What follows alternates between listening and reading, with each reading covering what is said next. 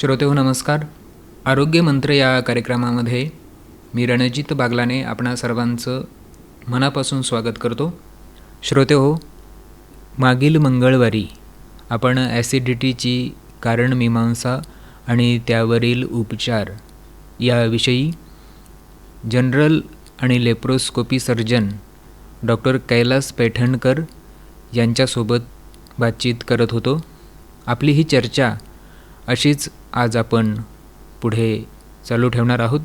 तेव्हा कार्यक्रमाची लगेचच सुरुवात करतो.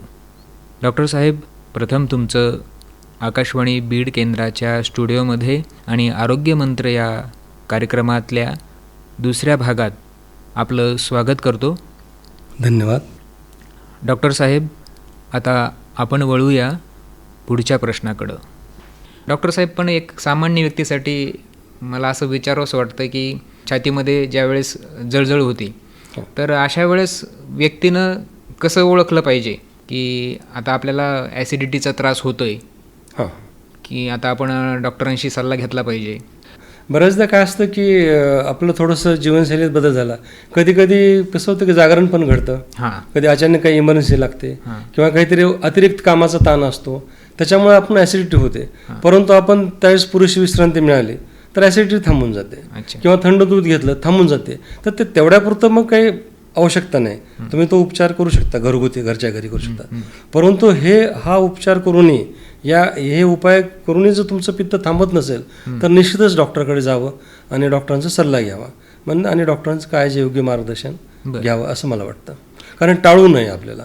त्याच्यामध्ये कसं आहे की ॲसिडिटी बरोबर निरनिराळे आजार आहेत का ते पण मग डॉक्टर तपासणी करून तुम्हाला ते योग्य ते सांगतील. बरं, ॲसिडिटी झाल्यानंतर त्या व्यक्तीनं काय करावं आणि काय करू नये याच्याविषयी देखील आम्हाला सांगा. आपलं त्याच्यावर आपला उहापोह झालेलाच आहे की व्यसनापासून दूर, पुरेशी विश्रांती, हरीवरी करी हे जे सांगितलं आहे हे टाळलं तर एकतर ॲसिडिटी होणार नाही. आणि हे जर आपण, आणि ते फार सोपं आहे, ते सहज शक्य आहे, कुणीही करू शकतं.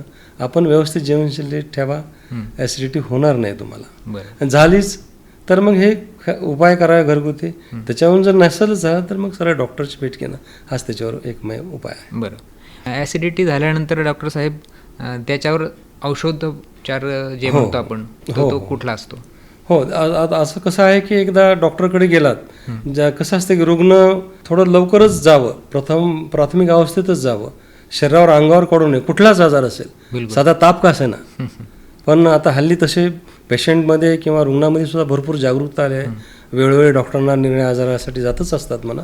आता बरीचशी जागरूकता आलेली आहे. तरी पण वाटलं नाही घरगुती उपायाने जर दुरुस्त होत नाही असं वाटलं तर डॉक्टरकडे जावं. डॉक्टर तपासतील, त्याची कारणमीमांसा करतील.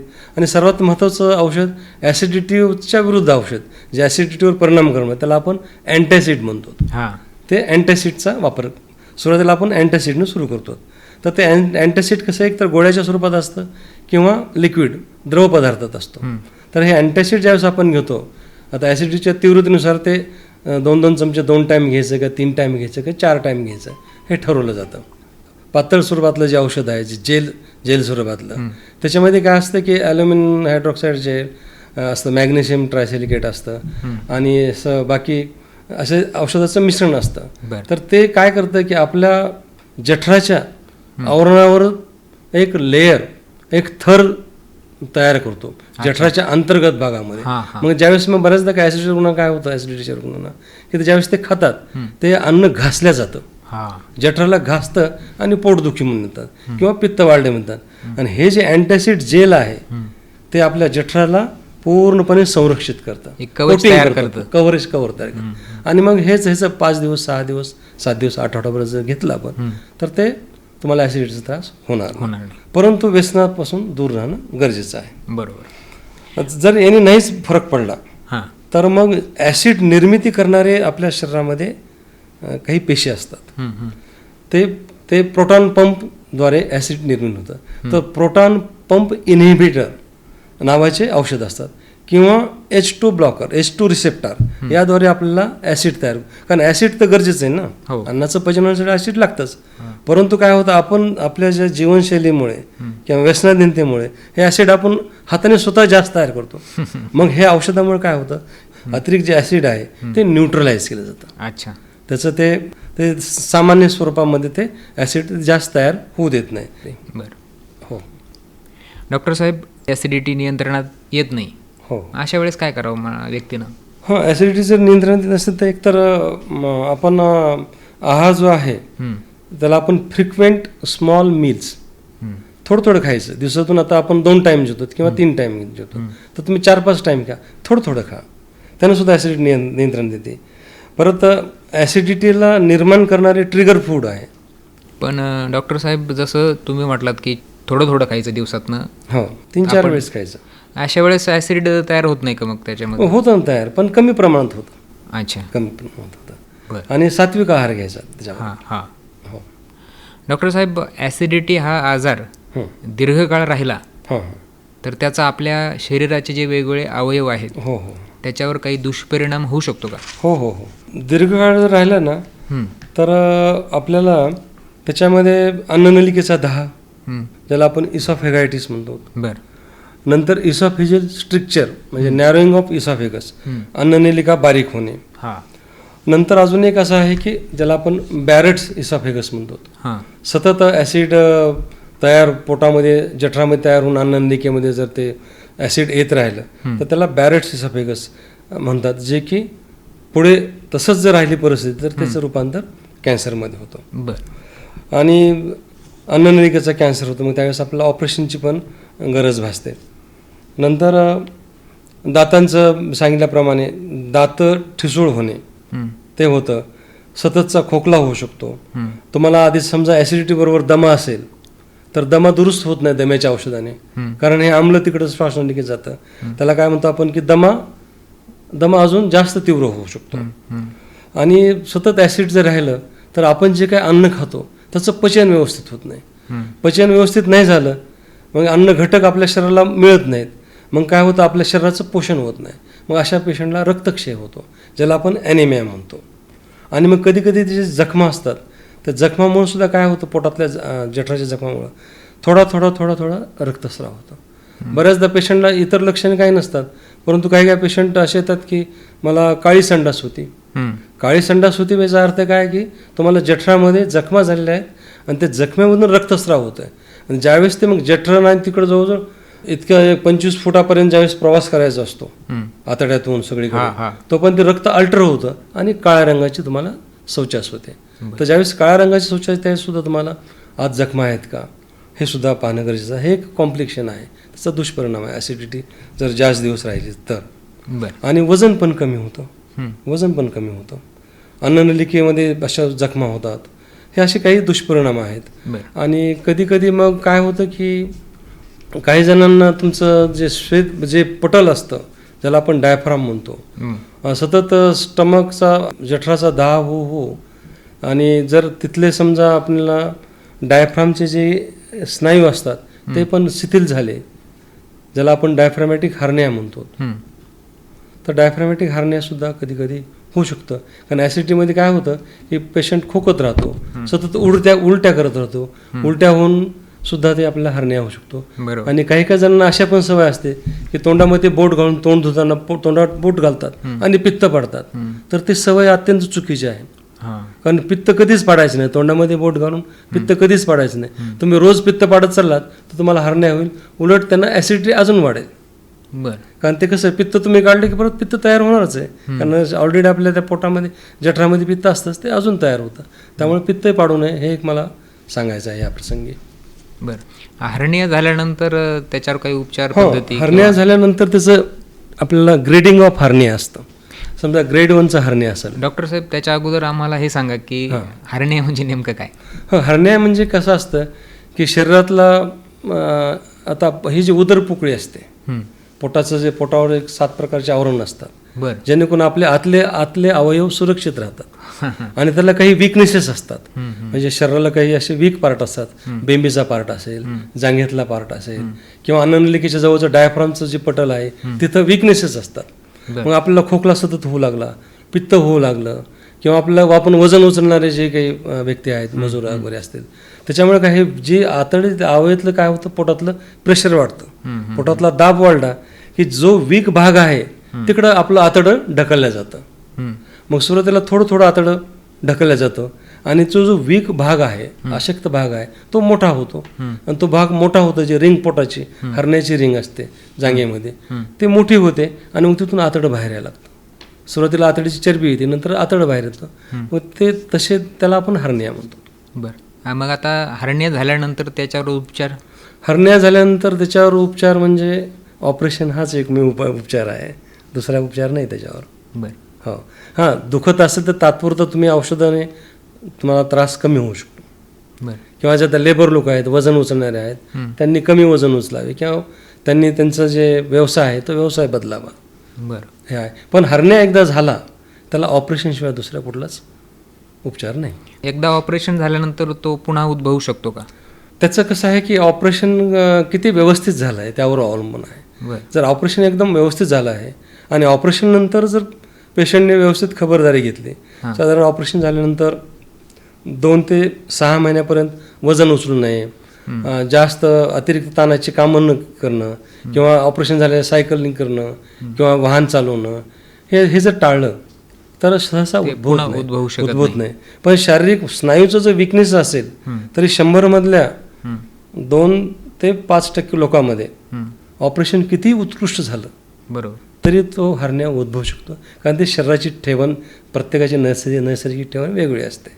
जरी आपण किती व्यवस्थित केलं तर उद्भवायचं असेल तर 100 मधल्या 2 ते 5% लोकांमध्ये हा हर्निया येऊ शकतो. ऑपरेशन नंतर सुद्धा होऊ शकतं. डॉक्टर साहेब, बऱ्याचदा आपल्याकडं ग्रामीण भागामध्ये आपण ते नळ फुगणे म्हणतो. हां, नळ फुगणे म्हणजे काय असतं बरं का, हे आतड्याची अंतर्गत सूज असते. प्रामुख्याने लहान आतड्याची आणि मोठ्या आतड्याची. ज्यांच्यामध्ये गॅसचं प्रमाण जास्त आहे, ज्यांच्यामध्ये अन्नाचं पचन व्यवस्थित होत नाही, आणि बऱ्याचदा काय होतं की ज्यांना तुमचं टॉयलेट व्यवस्थित होत नाही, पोट साफ होत नाही ज्यांचं, त्यांच्यामध्ये ते नळ फुगणे असं म्हणतात. आणि बऱ्याचदा काय होतं ते पोट चोळून घेतात. हां, तर शक्यतो ते टाळावं, पोट चोळू नये. कधी कधी जर आतलं अंतर्गत सूज जास्त असेल, बऱ्याचदा अपेंडिक्समुळे पोट दुखत असेल, ते जर तुम्ही पोट चोळलं तर ते अपेंडिक्स न फुटणार फुटेल. बरं. किंवा आतड्याला सुद्धा इजा होऊ शकते. किंवा आतड्याचा समजा रक्तपुरवठा कमी झाला आहे, रक्तपुरवठा कमी झाल्यामुळे परत तुम्ही पोट चोळलं तर मग अजून ते रक्तपुरवठा थांबू शकतो. आणि बऱ्याचदा पोट चोळण्यामुळे आतड्याचे मोठमोठे संसर्ग, कधी कधी आतड्याचा रक्तपुरवठा पूर्णपणे थांबवून आतड्याचं गँग्रीनसुद्धा होऊ शकतं. पण मला हे सांगायचं की पोट दुखत असताना कधीच पोट चोळायचं नाही. बरं. डॉक्टर साहेब, एक जुनी आठवण मला यावेळेस होते की 15-20 वर्षापूर्वी असं व्हायचं की ग्रामीण भागामध्ये पोटात गोळा उठला असं म्हटलं जायचं, आणि ते पोटदुखी जी होत असायची त्याला मग शेकणं वगैरे किंवा ह्या ज्या गोष्टी केल्या जायच्या. तर हे कशामुळे व्हायचं? त्या पेशंटला जो त्रास होता त्याचं कारण नेमकं काय सांगता येईल? हो, ते कसं असतं की आपल्या आतड्यामध्ये अशी पोकळी असते. ज्यावेळेस आपण अन्न खातो, अन्नाचं सेवन करतो, ते अन्ननली किंवा ते जठरामध्ये जातं, जठरातून लहान आतड्यामध्ये जातं, आणि लहान आतड्यामध्ये जवळजवळ 25 फूट अंतर ते त्याचा अन्नाचा प्रवास चालू असताना अन्नातले जे काही पोषक द्रव्ये रक्तामध्ये मिसळायचं, म्हणजे पचन होत जातं. आणि ज्यावेळेस हे अन्न प्रवास चालू असतो, जर कुठं जर आतडं बारीक असेल किंवा कुठं आतड्याला जर गाठ निर्माण झाली असेल तर त्यावेळेस अन्न जायला अवरोध निर्माण होतो. आणि तो अवरोध निर्माण झाल्यामुळे काय होतं की आतड्यांची हालचाल वाढते. आतड्यांची हालचाल वाढल्यामुळे काय होतं की पोटात गोळा आला असं होतं. मग कधी कधी काय होतं, जिथं अन्न मग साचून राहतं एका ठिकाणी, मग इकडं पोटाचा वरचा भाग फुगतो, काही जणांचा पोटाचा खालचा भाग फुगतो, अशा प्रकारचं असतं. आणि अन्न जर आपण भरभर खाल्लं किंवा कठीण पदार्थ जे पचायला जड पदार्थ ते भरभर खाल्ले तर अन्नाचा गोळा तयार होतो, आणि ते गोळा आपल्याला आतड्याला अंतर्गत भाग ब्लॉक करतो, आणि त्याच्यामुळे आपण म्हणतो की पोटात गोळा उठला आहे. बरोबर. डॉक्टर साहेब, खूप छान माहिती आपण सांगतायत. डॉक्टर साहेब, आकाशवाणी हे एक असं माध्यम आहे जे लोकशिक्षणाबरोबर मनोरंजनाचं देखील काम करतं. अगदी बरोबर आहे. आणि या संदर्भात मला असा एक प्रश्न सहज विचारावासा वाटतो की आकाशवाणीसोबतचा आपला काही अनुभव आहे का? हो, यापूर्वी मी आकाशवाणीचे 3 ते 4 वेळेस मी इथं रेकॉर्डिंग लावलं आहे, निर्णय विषयावर बोललेलो आहे. आणि माझ्या लहानपणी तर रेडिओ हेच एकमेव साधन होतं, ज्याच्यामध्ये मनोरंजन असायचं, चित्रपट गीते असायचे, चित्रहार असायचे, फिल्मी गीते असायचं. पूर्वी माझ्या लहानपणी किंवा तारुण्याच्या काळामध्ये बेनका गीत म्हणून एक खूप अमीन सायनीजींचा जो खूप कार्यक्रम, खूप लोकप्रिय लोकप्रिय कार्यक्रम, झाला. त्यावेळेस आम्ही आधीच रेडिओ लावून बसायचो. आणि विशेषतः म्हणजे रेडिओचे जे काही बातम्या आहेत त्या अगदी अनबायस्ड ज्याला म्हणतो, तर्कशुद्ध आणि योग्य ते असतात, अवास्तवता नसते. आणि तसंच विविध भारतीचे कार्यक्रम हे अजूनही श्रोत्यांनी आवर्जून रेडिओ ऐकायला पाहिजे.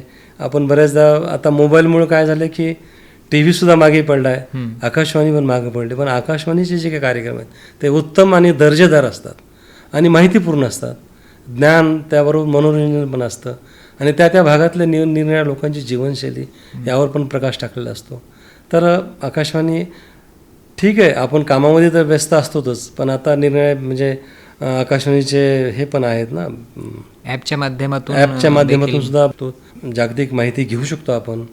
आणि प्रवास करत असताना सुद्धा आकाशवाणीचे कार्यक्रम तुम्ही ऐकू शकतो, जेणेकरून तुम्हालाही बरं वाटेल आणि निरनिराळी माहिती मिळेल असं मला वाटतं आहे. बरोबर.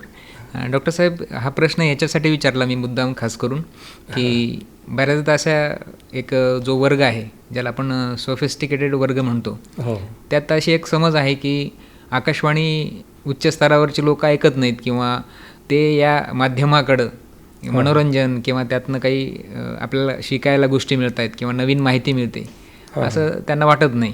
तर ह्याच्यामुळं खास करून मला हा प्रश्न विचारला. आता असं झालं की थोडं मोबाईलमुळे काय झालं की जरा थोडंसं मोबाईल आणि व्हॉट्सॲप युनिव्हर्सिटी याचं प्रमाण वाढत चाललेलं आहे. परंतु व्हॉट्सअपच्या सर्वच गोष्टी करेक्टच असतात असं नव्हे. तर आपण आकाशवाणीचं जे माहिती आणि संकलन असतं ते एकदम खरंखुरं असतं आणि योग्य तीच माहिती श्रोत्यापर्यंत पोचली जाते. तर आकाशवाणी असं काही नाही की विशिष्ट वर्गाच्याच लोकांनी, मला तर आपण विचारला प्रश्न आहे, पण मला वाटतं की चांगले सुशिक्षित लोक, छान प्रोफेशन असलेले उच्च ऐकतात, आकाशवाणी ऐकतात असं मला वाटतं. आता ठीक आहे, त्यामध्ये बदल झालेला असू शकतो, सांगता येत नाही. पण काय झालं की आत्ताच म्हणण्याप्रमाणे की जीवनशैली फास्ट झाली, कामातून वेळ मिळत नाही, तरी पण एक विरंगुळा म्हणून आणि एक काही सायन्स आहे, मनोरंजन, ते माहिती आकाशवाणीमार्फत ऐकावी असं मी आवाहन करतो श्रोत्यांना. डॉक्टर साहेब, याच अनुषंगानं आपण जो आकाशवाणीचा अनुभव सांगितलात आणि आपण आकाशवाणी आवर्जून ऐकतात, तर आपल्या आवडीचं एखादं गाणं काय सांगाल? आवडीचं आता विशेष करून मला आकाशवाणीपूर्वी मराठी गीतं खूप असायचे, हिंदी सिनेमातले गीतं पण असायचे, पण विशेषतः मला मराठी गीते खूप आवडतात. मराठी अभंग असतील, भावगीतं असतील, भक्तिगीतं असतील, ते मी ऐकतो, मला ते आवडतात. मग एखादा अभंगच ऐकूयात आपण का दुसरं एखादं मराठी आता मला वगैरे? पंडित भीमसेन जोशीचं असेल, माझे माहेर पंढरी, ते खूप मला भावतं, मला खूप आवडतं. विठू माऊली, माऊली तू जगाची, असे. परत भावगीतामध्ये अरुणदाते असतील, मंगेश पाडगावकरांच्या रचना असतील, किंवा सुधीर फडकेजींचं किंवा गीत रामायण असेल, ते मी बऱ्याचदा कॅसेटच्या स्वरूपामध्ये ऐकलेलं आहे, प्रवास करत असताना ऐकलेलं आहे मी. ते एक अरुणदातींजींचं एक भावगीत आहे, ते मी म्हणतोय. भेट तुझी माझी स्मरते, भेट तुझी माझी स्मरते, अजून त्या दिसाची धुंद वादळाची होती, रात्र पावसाची. भेट तुझी माझी स्मरते, भेट तुझी माझी स्मरते, भेट तुझी माझी स्मरते, अजून त्या दिसाची धुंद वादळाची होती, रात्र पावसाची. भेट तुझी माझी स्मरते, भेट तुझी माझी स्मरते, अजून त्या दिसाची धुंद वादळाची होती रात्र पावसाची, भेट तुझी माझी स्मरते. कुठे दिवा नव्हता गगनी एकही न तारा, कुठे दिवा नव्हता गगनी एकही न तारा, आंधळ्या तमातून वाहे आंधळाच वारा, तुला मुळी नव्हती बाधा, तुला मुळी नव्हती बाधा, भीतीच्या विषाची धुंद वादळाची होती रात्र पावसाची, भेट तुझी माझी स्मरते.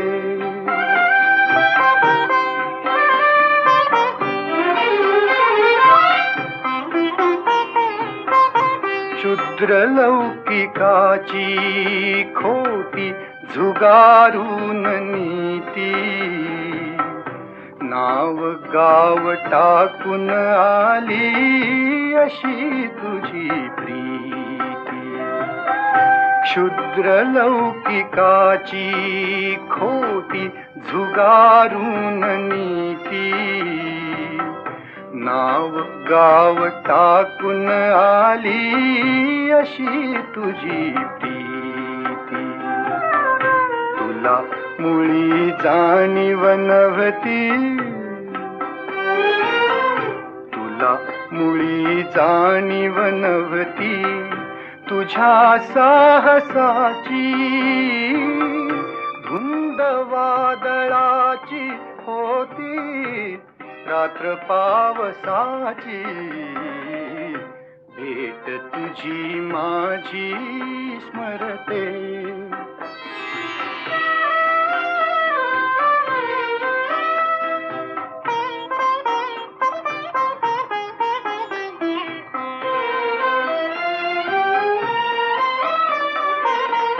केस चिंब ओले होते थेंब तुझ्या गाली, केस चिंब ओले होते थेंब तुझ्या गाली,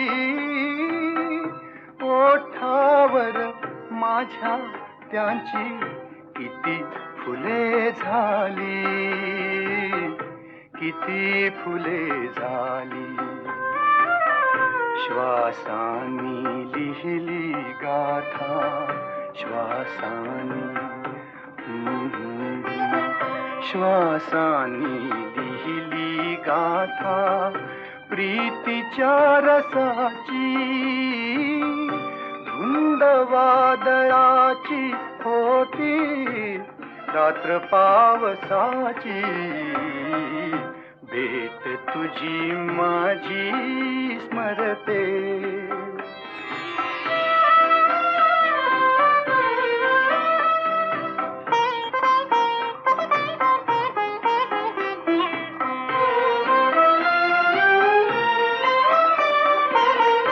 सुगंधीच हळव्या शपथा, सुगंधीच श्वास, सुगंधीच हळव्या शपथा, सुगंधीच श्वास, स्वप्नातच स्वप्न दिसावे तसे सर्व भास, सुखालाही भोवळ आली, सुखालाही भोवळ आली, मधुर सुवासाची धुंद वादळाची होती रात्र पावसाची, भेट तुझी माझी स्मरते, भेट तुझी माझी स्मरते, अजून त्या दिसाची धुंद वादळाची होती रात्र पावसाची, भेट तुझी माझी स्मरते.